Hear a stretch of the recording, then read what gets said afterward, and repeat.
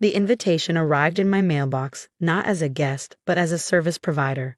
Catering contract, Palmer 40th anniversary celebration, was printed in elegant gold lettering across the cream envelope. I stood in my kitchen, hands trembling as I opened it, already knowing what I'd find inside. My name is Charlotte Palmer, and at 35, I'm one of the most sought-after chefs in Boston. My restaurant Maison has 2 Michelin stars and a 6-month waiting list. But to my parents, I'm still just the disappointment who chose cooking over law school, the daughter who embarrassed them by working with her hands instead of following the path they'd laid out. The contract was typical, expected number of guests, 200, dietary requirements, and a proposed menu that made me wince. It was exactly the kind of safe, predictable food my mother would choose. At the bottom, her signature was already there, along with a note in her precise handwriting. We expect nothing but perfection for this event, Charlotte. Don't embarrass us. I set the contract down on my kitchen counter, next to the morning's mail. Among the pile was another letter, this one from my grandmother's lawyer. I'd been avoiding opening it for days, but something about the timing felt right. With steady hands, I broke the seal. Dear Ms. Palmer, it began, as executor of your grandmother Eleanor Palmer's estate, I am pleased to inform you that following the reading of her will, you have been named the sole inheritor of both her estate and her shares in Palmer Industries. I had to read the words 3 times before they sank in. My grandmother, my father's mother, had left everything to me, not to him, not to my perfect older sister Margaret, but to me. The estate, the shares, even her beloved vineyard in Napa. Everything my father had assumed would be his was now mine. My phone buzzed. A text from my mother. Have you reviewed the contract? We need an answer by tomorrow. Your father insists on having Maison cater this event. Of course he did. Despite refusing to eat at my restaurant, despite never acknowledging my success, they still wanted to use my name, my reputation, to impress their friends. I thought about all the family events I'd been excluded from over the years, all the times they'd made it clear I wasn't good enough to be a Palmer. I picked up my phone and typed, "I'll do it. Send me the guest list and I'll handle everything." "Excellent," she replied instantly. "The guest list is attached. Remember, nothing too experimental. These are sophisticated people, Charlotte." I opened the attachment, pages of names, the who's who of Boston society. My name wasn't among them, of course. I was just the help. That evening, as I sat in my office at Maison reviewing the contract, my sous chef Marcus knocked on the door. "Hey boss, you okay? You've been staring at that paper for an hour." I looked up at him, a plan already forming in my mind. "Marcus, remember when we talked about that pop-up concept, the one with the interactive tables and performance elements?" He nodded, eyes lighting up. "The one where we turned dinner into theater?" "Yeah, that was brilliant. But you said it was too risky for Maison." "It is," I agreed, a smile spreading across my face. "But I think I found the perfect event to test it out." Marcus raised an eyebrow. "Your parents' anniversary? Are you sure that's wise?" I handed him the letter from my grandmother's lawyer. As he read it, his eyes widened. "Holy shit, Charlotte. This changes everything." "Yes," I said, feeling more confident than I had in years. "Yes, it does. Call the team. We're going to give my parents an anniversary celebration they'll never forget." Over the next few weeks, I threw myself into the preparations. Every detail was meticulously planned, every element carefully chosen. I hired performers, designed custom tables with built-in screens, and created a menu that would tell a story, my story. My mother called constantly, trying to micromanage everything. "Charlotte, the Hendersons are vegetarian now, and the Whittakers don't eat shellfish. Are you sure you can handle all these restrictions?" "Everything is under control," I assured her each time, not mentioning the real plans taking shape behind the scenes. A week before the event, my sister Margaret showed up at Maison during dinner service. She stood at the host stand, perfectly coiffed in her designer suit, looking down her nose at everything. "Charlotte," she called across the dining room, ignoring the stares from other guests. "We need to talk about the anniversary party." I led her to my office, closing the door behind us. "What's wrong, Margaret?" "Mother is worried you're going to try something unconventional," she said, examining her manicure. "She's heard rumors about some of your more experimental dishes. This needs to be a proper society event, not one of your artistic statements." I smiled, thinking about what was coming. Tell Mother not to worry. This will be exactly the kind of event this family deserves. Margaret gave me a suspicious look but left without further argument. As I watched her walk away, I felt a moment of doubt. Was I really going to do this? Was I really going to use my parents' anniversary to make a point? Then I remembered all the missed birthdays, the cold shoulders at family events, the constant reminders that I wasn't good enough. Yes, I decided. Yes, I was. The day of the event arrived, and I arrived at the venue early with my team. The ballroom of the Four Seasons was transformed according to my vision. Interactive tables with embedded screens, hidden projectors, and a specially designed sound system. Everything was perfect. My mother arrived for the final inspection, her face pinched with worry. "Charlotte, what are all these screens for?" "This looks more like a tech conference than an anniversary celebration." "Trust me, Mother," I said, my voice steady.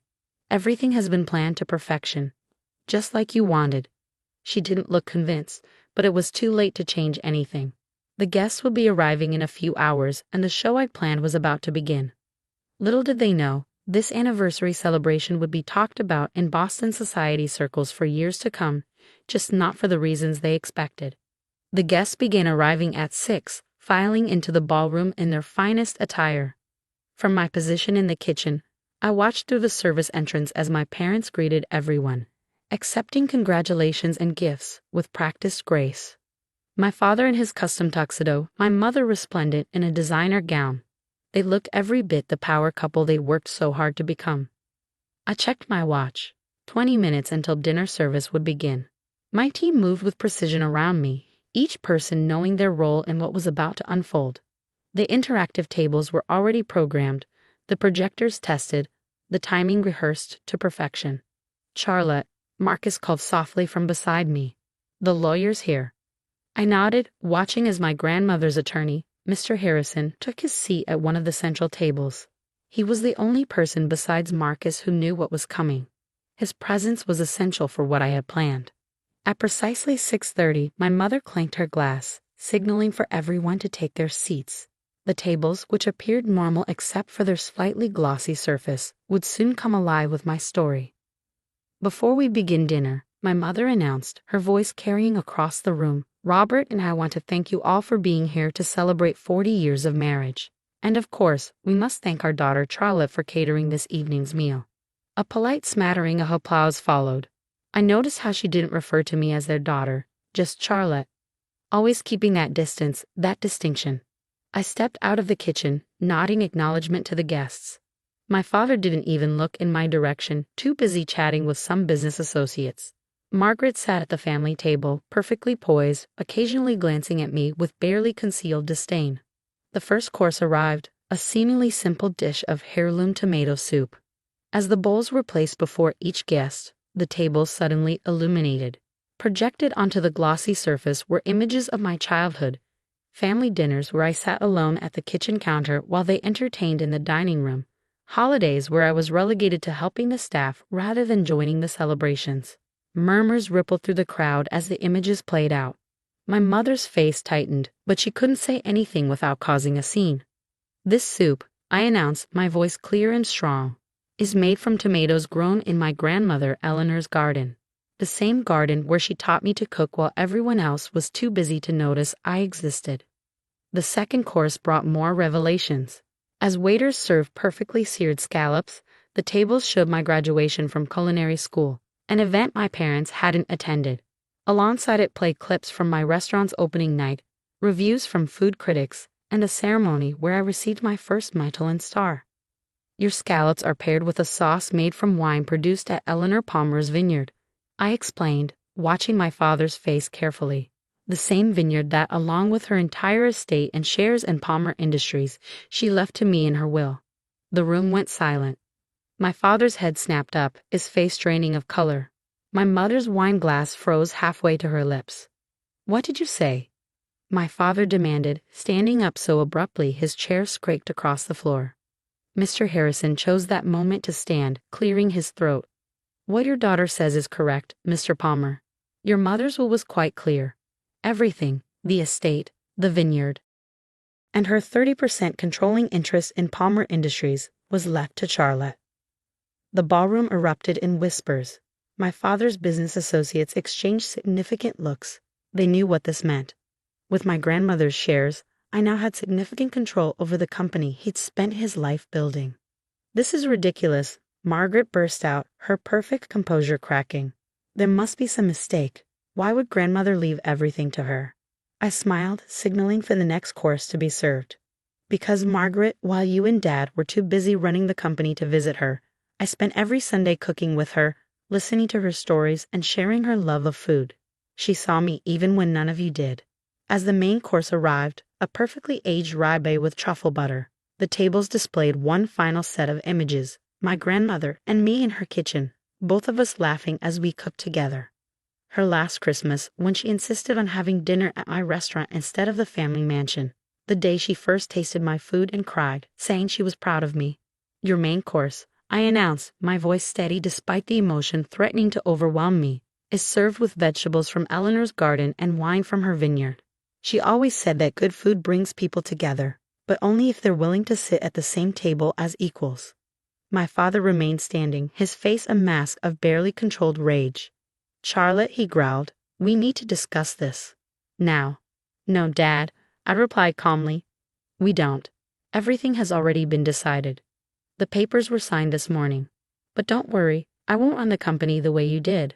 I believe in giving people a chance to prove themselves, regardless of whether they fit into some predetermined mold."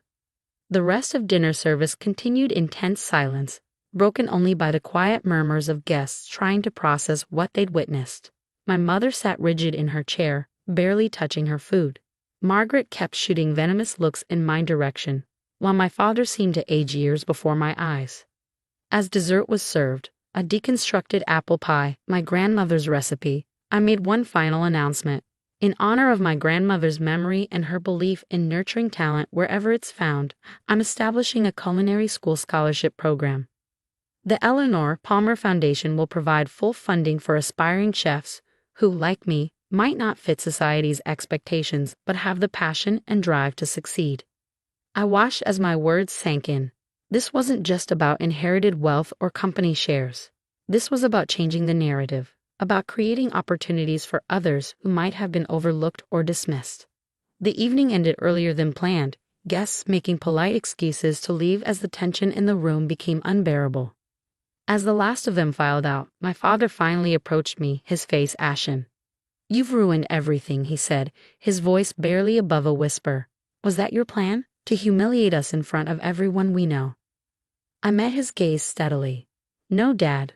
My plan was to show you exactly what you've been missing all these years, what you threw away because it didn't fit your perfect vision of what this family should be." The aftermath of my parents' anniversary celebration sent shockwaves through Boston's elite social circles. The story spread quickly, how Charlotte Palmer, the outcast chef daughter, had inherited her grandmother's fortune and used her parents' own anniversary to reveal it. The morning after, I sat in my office at Maison reviewing the paperwork Mr. Harrison had prepared. The ownership transfer was complete. I now controlled not only my grandmother's estate but also had significant influence over Palmer Industries. My phone hadn't stopped buzzing since the event. Texts from Margaret ranged from threats to desperate attempts at reconciliation.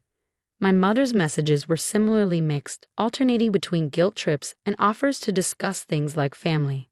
But it was my father's single email that caught my attention. "Charlotte, what you did last night was calculated and cruel. You've not only embarrassed this family but potentially damaged the company I spent my life building. If this was revenge, congratulations. You've succeeded. Your father." I read it twice before clicking reply.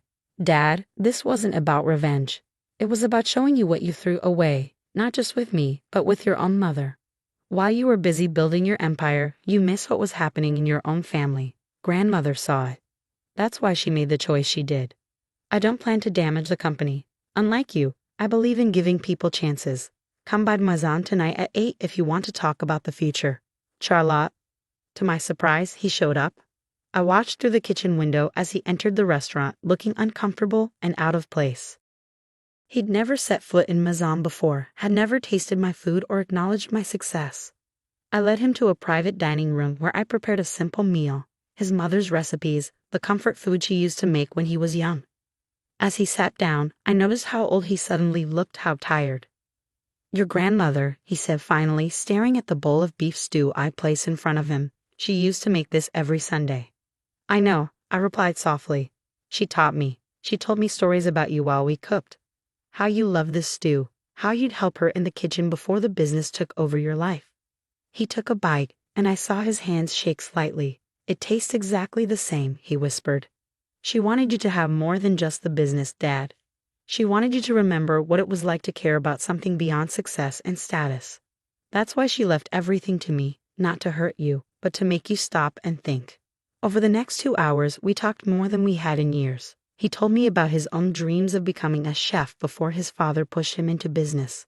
I shared stories about grandmother that he'd never heard, moments he'd missed while chasing his definition of success. I don't expect forgiveness, he said as the evening wound down. What we did to you, how we treated you, it was wrong. I'm not looking for apologies, I replied. I want change, real change, starting with how Palmer Industries treats its employees, how it views success. He nodded slowly. And how do you propose we do that? First, we establish the Eleanor Palmer Foundation properly, not just culinary scholarships, but programs for employees' children, support for small businesses, community outreach. Then we look at the company culture. No more promoting people just because they fit a certain mold. To my surprise, he didn't argue.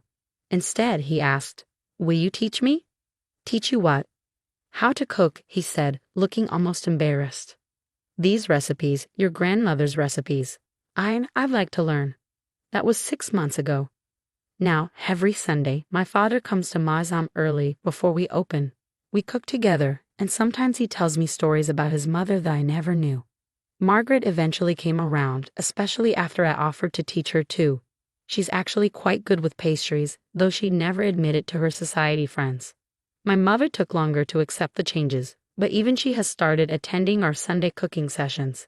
Last week, she asked me to teach her how to make grandmother's apple pie.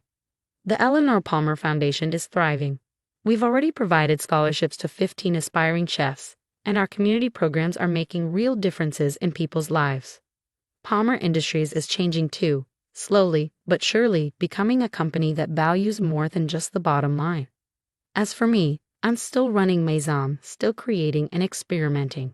But now, when I look out into my dining room, I sometimes see my family there, enjoying my food, being part of my world. It's not perfect. We still have our moments of tension, our old habits that die hard. But last night, as I watched my father carefully chopping vegetables in my kitchen, his tie tucked into his shirt to keep it clean, I realized something. Sometimes the greatest revenge isn't about hurting those who hurt you. Sometimes it's about giving them a chance to change, to see the world differently, to taste what they've been missing. My grandmother understood that. That's why she left me her legacy. Not to divide the family, but to give us a chance to come together again, around a different kind of table.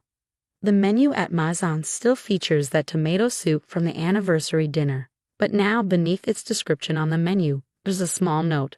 From Eleanor's Garden, where every meal tells a story and every story deserves to be heard. It's become our most popular